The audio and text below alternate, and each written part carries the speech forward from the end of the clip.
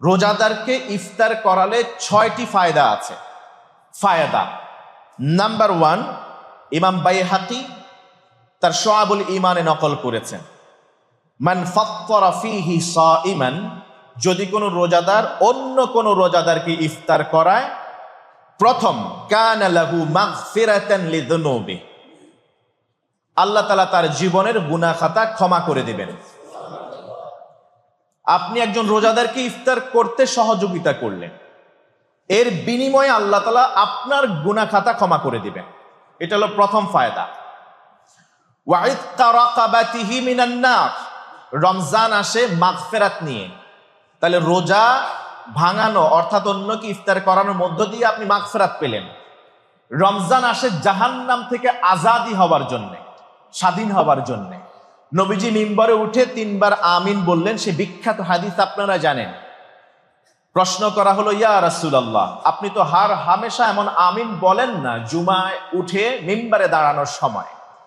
তিনি বললেন, আতানি জিবরিল, জিবরিল আমার কাছে এসছে, মান আদরাকা রমাদানা ফালাম ইউগফার লাহ, যে রমজান পেল অথচ ক্ষমা সাধন করতে পারলো না, আল্লাহর মাগফিরাত থেকে বঞ্চিত হলো, রাগিমা আনফু রাজুল, ওই ব্যক্তির নাক ধুলায় ধূসরিত হোক, সে ধ্বংস হয়ে যাক। আমি বললাম আমিন, রহমাতুল লিল আলামিন হয়েও আমি আমিন বলেছি, তার ধ্বংস হয়ে যাক। কারণ রমজানের ছোট ছোট আমলের মাধ্যমে আল্লাহ তাআলা বান্দাকে ক্ষমা করেন। যেমন এর চেয়ে ছোট আমল কি হতে পারে? আপনি নিজে রোজাদার, নিজের রোজা নিজে ইফতারের মাধ্যমে ভাঙবেন, সাথে আরেকজন রোজাদারকে বিশ্বনবীর আদর্শের অনুকূলে অনুপ্রাণিত হয়ে আপনি আরেকজনকে রোজা ভাঙতে ইফতারের কিছু অংশ দিয়ে সহযোগিতা করলেন, আল্লাহ এর বিনিময়ে আপনাকে ক্ষমা করে দিবেন। দ্বিতীয় হলো ওয়া ইত্তা রাকাবাতিহি মিনান নার, জাহান্নাম থেকে আপনার গর্দানটাকে আজাদ হিসেবে আল্লাহ ঘোষণা করবেন রোজাদারকে ইফতার করালে।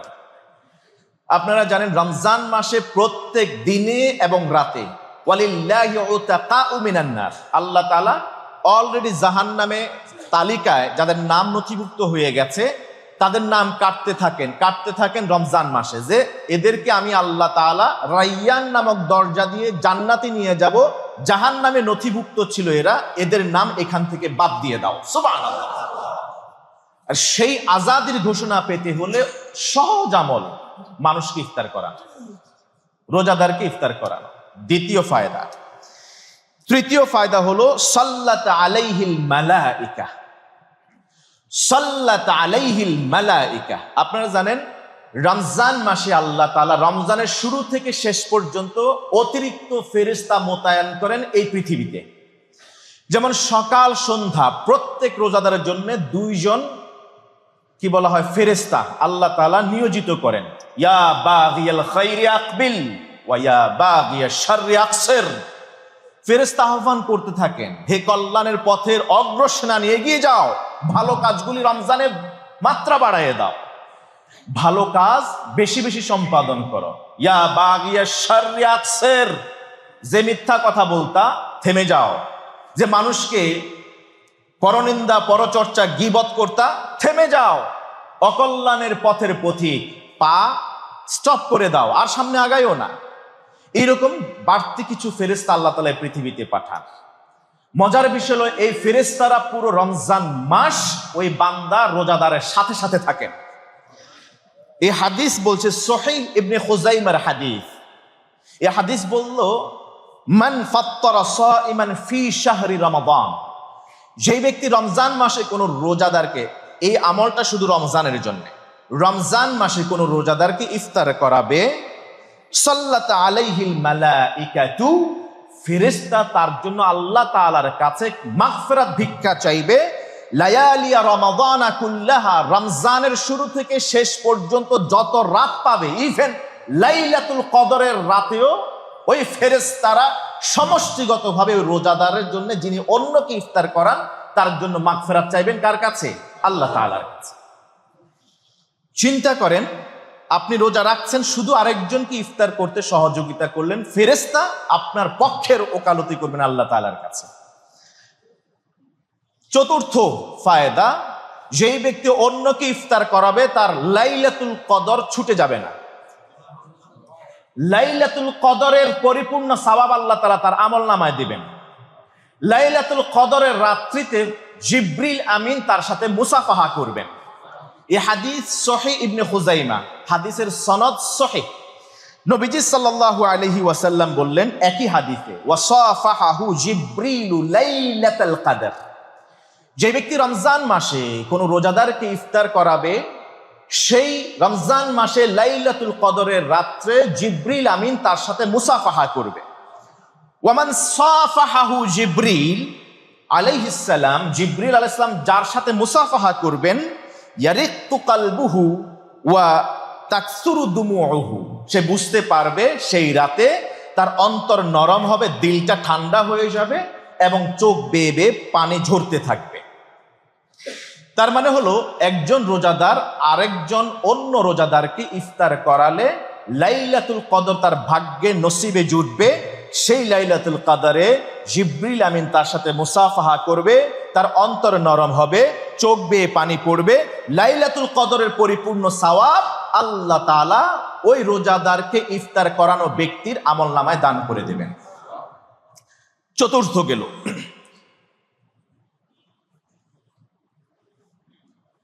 পঞ্চম, বাইহাকি এবং তিরমিজিতে হাদিস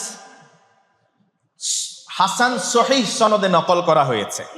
ওয়া কানা লাহু মিসলু আজরিহি মিন গায়রি আন ইউনতাকাসা মিন আজরিহি শাইউন।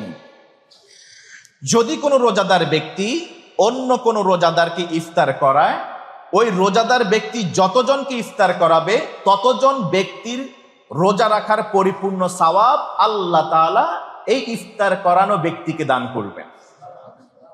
এটা হলো পঞ্চম ফায়দা।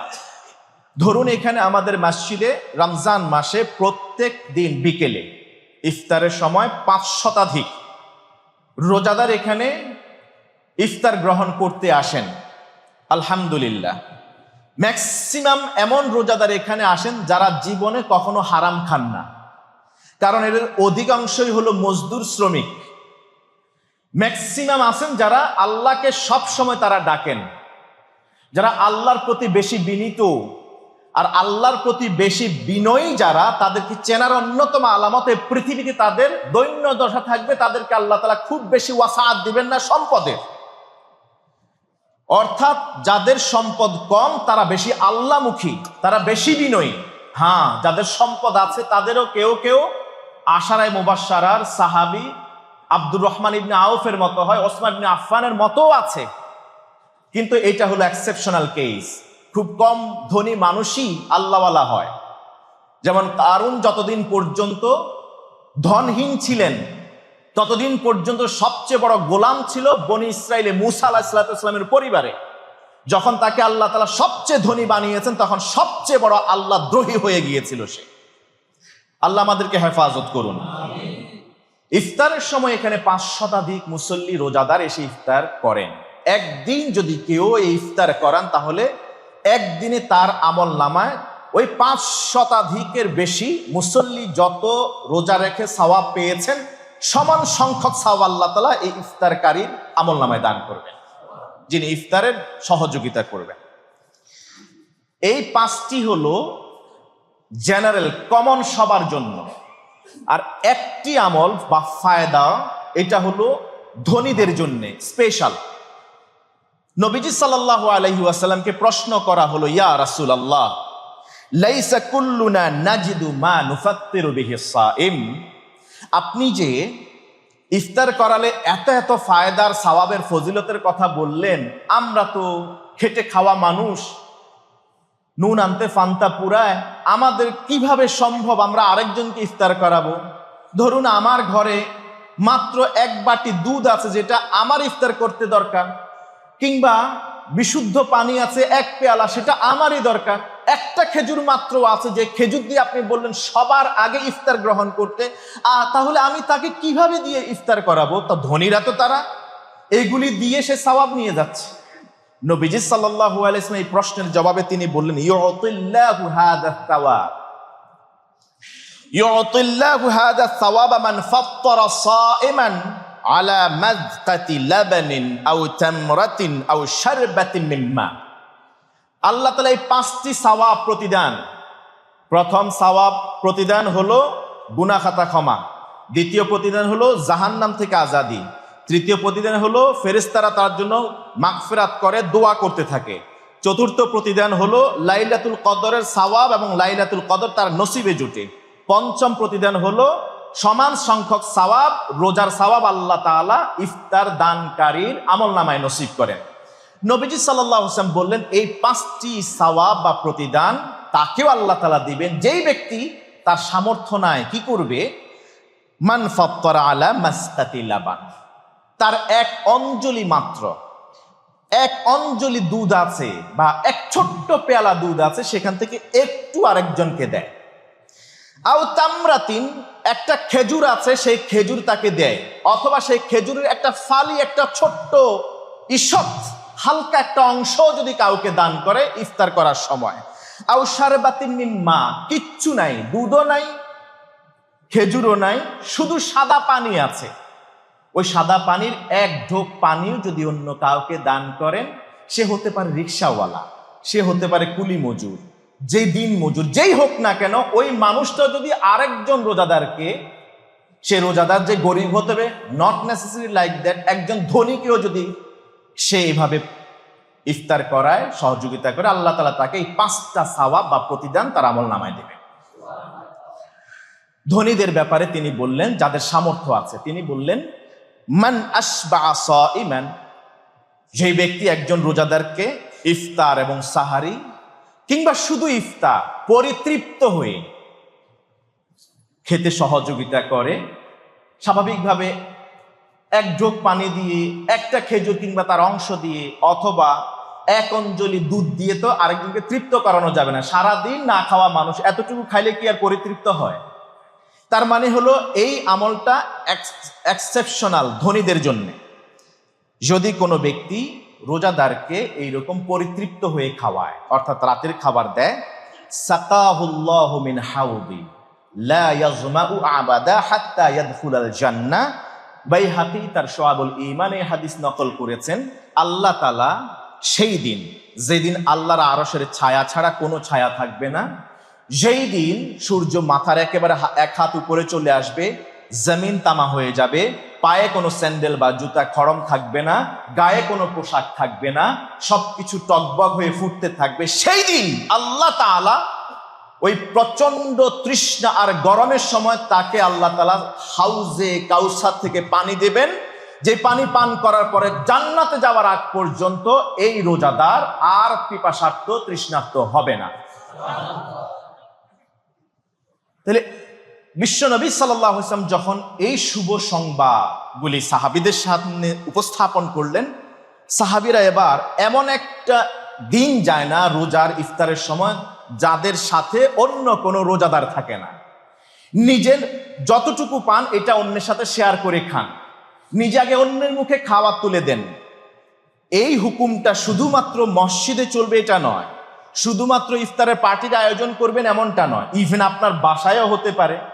আপনি নিজে খেজুরটা তুললেন, স্বামী স্ত্রী একসাথে বসলেন, সন্তান সহ বসলেন, খেজুরটাকে কয়েক ভাগ করেন না, একটা খেজুর, একটা রুটি নিলেন, একটা কলা নিলেন, কয়েক ভাগ করেন, আপনি আপনার সন্তানের মুখে তুলে দেন, আপনার স্ত্রীর মুখে তুলে দেন, আপনি নিজে নেন, সমান সওয়াব আপনি পেয়ে যাবেন যদি নিয়তটা আপনার বিশুদ্ধ থাকে।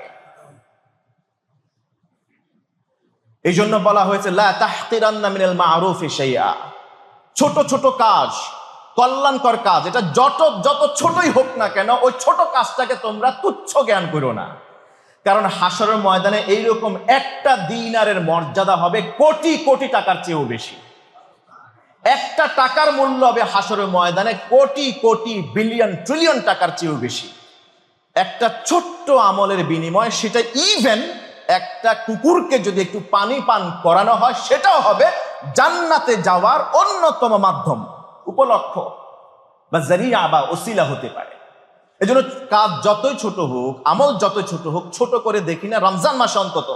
কারণ রমজান মাসে নফল আমলকে ফরজের তুল্য করে দেওয়া হয় সওয়াব।